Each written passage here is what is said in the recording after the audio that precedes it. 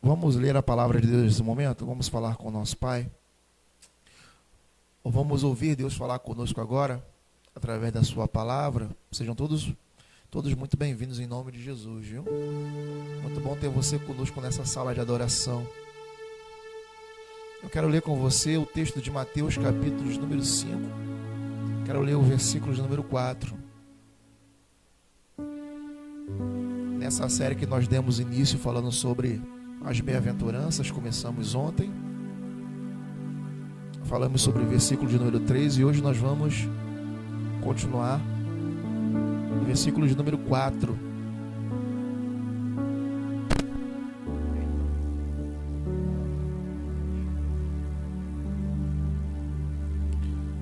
Evangelho de Mateus, capítulo de número 5.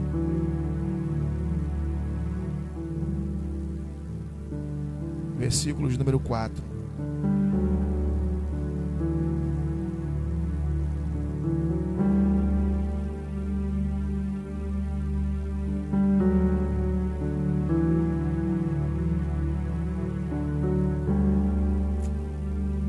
Você achou o texto? Amém. Vamos fazer a leitura?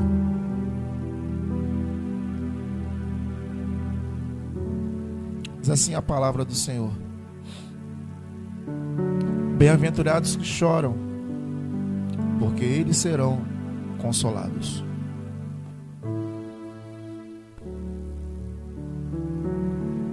Bom, quando nós estávamos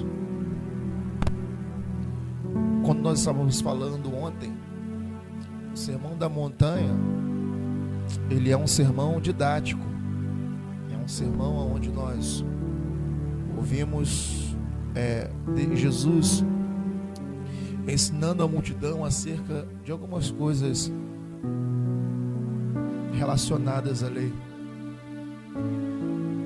E no Sermão do Monte, Jesus ele fala à multidão, e ele inicia esse sermão falando justamente sobre as bem-aventuranças. Você sabe que bem-aventurado significa feliz, significa afortunado. Esse é o significado de bem-aventurado. Mas o que é interessante que Jesus traz no Sermão do Monte, ou das bem-aventuranças, ao falar sobre as bem-aventuranças, é de que para cada bem-aventurança, do versículo 3 até o versículo de número 12, para cada bem-aventurança, Jesus ele traz uma recompensa no final. Para cada bem-aventurança que você fizer a leitura, você vai ver que no final há uma recompensa. Inclusive lá nos versos 11 e 12, que vai falar que sois bem-aventurados quando vos injuriarem, quando vos perseguirem e mentindo disserem todo mal contra vocês por causa do nome dele. Ele diz lá no versículo número 12: exultai-vos e alegrai-vos, porque grande será o vosso galardão nos céus. Ou seja, nós identificamos que para cada bem-aventurança há uma recompensa. E especificamente no versículo 4, Jesus diz que há uma recompensa também para quem chora. E é estranho porque geralmente choro ele está aliado à tristeza, ele está aliado a um momento de dor. Mas também nós não podemos esquecer que há momentos que nós choramos também por alegria, choramos por uma de felicidade, por uma grande conquista realizada, por alguém que você saiba que foi abençoado, ou por uma bênção que você mesmo alcançou. Mas é estranho quando Jesus diz que bem-aventurados que choram, porque eles serão consolados. Então, se Jesus diz que a recompensa deste bem-aventurado que chora é o consolo, é porque este choro ao qual o Senhor Jesus se refere no início do versículo é o choro de alguém que está atravessando um momento difícil, ou o choro de alguém que está passando por um momento de dor. E Jesus, ele diz que essa pessoa que está chorando por um momento difícil, por um momento de dor, ele é bem-aventurado. Mas é claro que nós precisamos contextualizar essa dor para que não fique parecendo a você que nos assiste dessa noite que a dor é algo benéfico. Em alguns casos, a dor ela pode ser algo benéfico.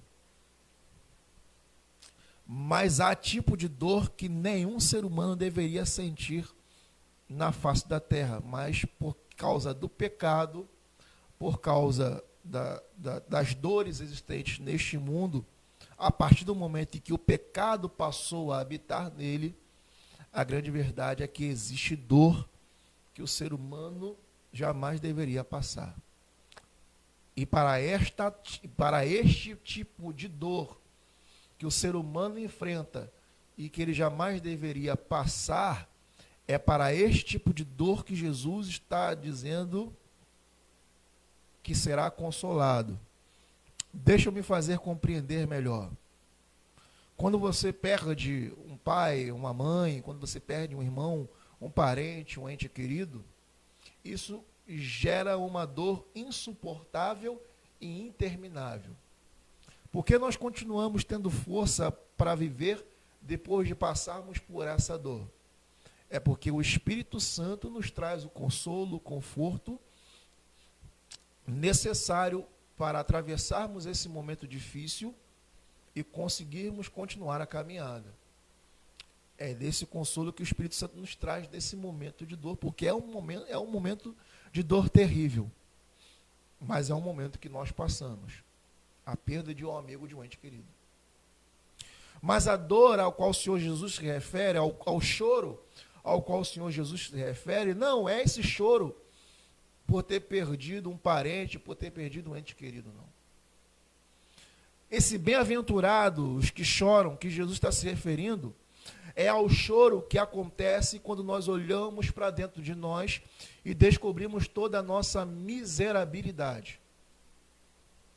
Quando Jesus fala, bem-aventurados que choram, é o choro que acontece quando nós olhamos para dentro de nós e identificamos que estávamos afastados da presença do Senhor por causa de uma vida que estava, na qual nós encontrávamos aprisionados no pecado. Por causa deste aprisionamento em uma vida de pecado, estávamos afastados da presença de Deus. Mas quando nós identificamos o que é o amor de Deus por nós, quando nós recebemos este convite e identificamos que a nossa vida pecaminosa afastava-nos da presença de Deus, o que nós devemos fazer? O que a nossa alma faz? A nossa alma reconhece o quanto nós éramos tão perversos. A nossa alma reconhece o quanto nós estávamos tão afastados. E por isso as lágrimas. A lágrima que começa a ser derramada por causa da culpa provocada pelo pecado. A lágrima que é provocada por causa da dor que é provocada por causa do pecado. Da tristeza que abate a alma, que abate o espírito por causa das práticas pecaminosas na qual nós estávamos aprisionados. Então, Jesus nos ensina nesta bem-aventurança de que quando nós reconhecemos a nossa miserabilidade e as lágrimas começam a descer a nossa face por causa do arrependimento pela qual estamos passando nesse momento, e aí Jesus diz que nós somos felizes. E aí Jesus diz que nós somos bem-aventurados. Somos bem-aventurados quando nós olhamos para dentro de nós e choramos as nossas misérias. Não miséria de uma dificuldade financeira que estejamos passando, mas a miséria de saber que somos tão ricos na presença do Senhor, mas ainda assim escolhemos viver no lamaçal, escolhemos viver longe da sua presença, escolhemos viver aquilo que nos afasta dele. Mas quando nós reconhecemos que isso que estávamos vivendo só servia para nos afastar da sua presença, e deixamos que sinceramente o nosso coração se coloque diante dele, aí se cumpre na nossa vida o que está escrito no finalzinho do versículo 4.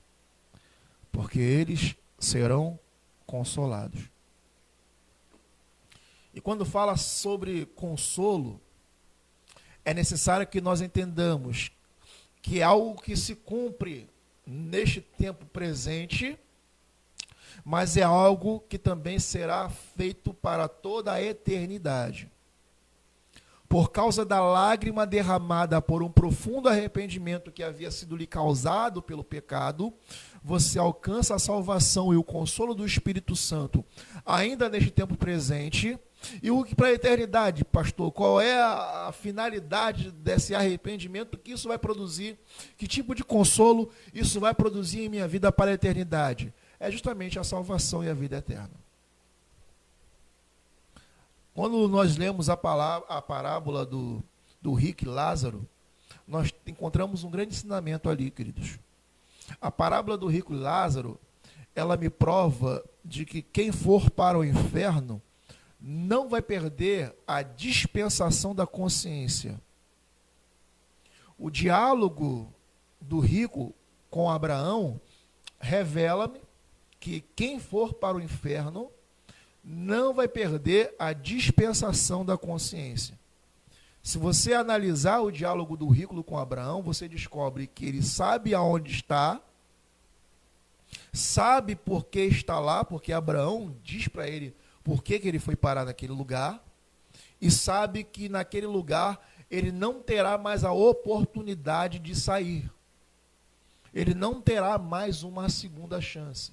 Ele não terá mais a oportunidade de se arrepender dos seus pecados e assim sair do Hades para habitar para sempre no céu. Não haverá isso. A pessoa que for para o inferno saberá onde está e saberá por que está lá. Ela não vai perder a dispensação da consciência. E qual é o consolo que nós receberemos no céu? É justamente a não lembrança das coisas que nos causaram dor aqui na terra. Aqueles que se arrependerem profundamente dos seus pecados, chorarem por causa dos pecados cometidos, serão consolados pelo Espírito Santo nesse tempo. Ou seja, nesse tempo, todo o peso do pecado já é retirado dos seus ombros por causa do sacrifício de Jesus na cruz do Calvário por você. A partir do momento que você se arrepende, você recebe do Senhor o perdão. Recebendo do Senhor o perdão, o peso do pecado que estava sobre os seus ombros já é retirado. E o consolo final acontecerá no céu, porque no céu você não terá mais lembrança nem de morte, nem de dor, nem de choro, nem das coisas que lhe causaram dor no período em que você viveu aqui na terra. Então, quando Jesus diz: bem-aventurados que choram, porque eles serão consolados, é necessário que você entenda que esse choro está relacionado à nossa miserabilidade, mas não à nossa tristeza. Mas está relacionado à nossa miserabilidade, e esta lágrima que sai dos nossos olhos é uma lágrima que precisa ser fruto de um profundo arrependimento mediante a todos os pecados cometidos. Mas essa lágrima também, ela revela que é uma lágrima que precisa ser derramada por aquele amigo, por aquele parente, por aquele ente querido que tem escarafunchado a sua vida também no pecado. A maior atitude de amor que nós podemos ter por aqueles a quem nós amamos é orar, para que assim que o Senhor, da mesma forma que o Senhor nos livrou e nos salvou, essas vidas também possam alcançar a salvação em Cristo Jesus. É tão ruim ver alguém perdendo a sua vida sem Jesus, né? É tão ruim ver alguém morrendo sem ter entregue a sua vida a Jesus e sem ter o reconhecido como o Senhor e Salvador. Sabe por quê, queridos? Porque não haverá mais uma segunda chance para essa pessoa. A pior coisa do mundo não é morrer. Morrer até o dia que Cristo vier buscar a sua igreja, todos nós vamos passar por isso um dia.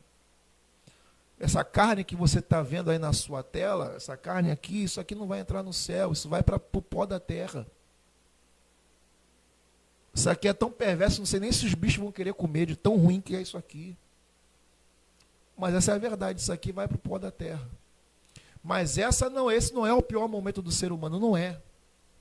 O pior momento da vida, o pior momento do ser humano é passar toda a eternidade longe do seu Criador. Esse é o pior momento da vida do ser humano. De estar diante de Deus lá no trono branco, lá no juízo do trono branco de Apocalipse, capítulo de número 20, 21. Abrir-se o livro da vida, não encontrar o seu nome escrito e essa pessoa ser lançada juntamente com a morte e o inferno no lago que arde em fogo e enxofre. Esse será o pior momento da vida do ser humano. Morrer, todos nós vamos morrer, queridos. Mas ainda estamos em tempo de olhar para o versículo de número 4 e entender que rasgar o meu coração diante do Senhor, colocar-me diante dele e derramar-me em lágrimas a ele, fruto de um profundo arrependimento, fruto de um arrependimento sincero, isso me gera uma recompensa. E qual é a recompensa? É o consolo que só o Senhor pode nos trazer. E nessa noite, querido, o desejo do meu coração é que você receba desse consolo.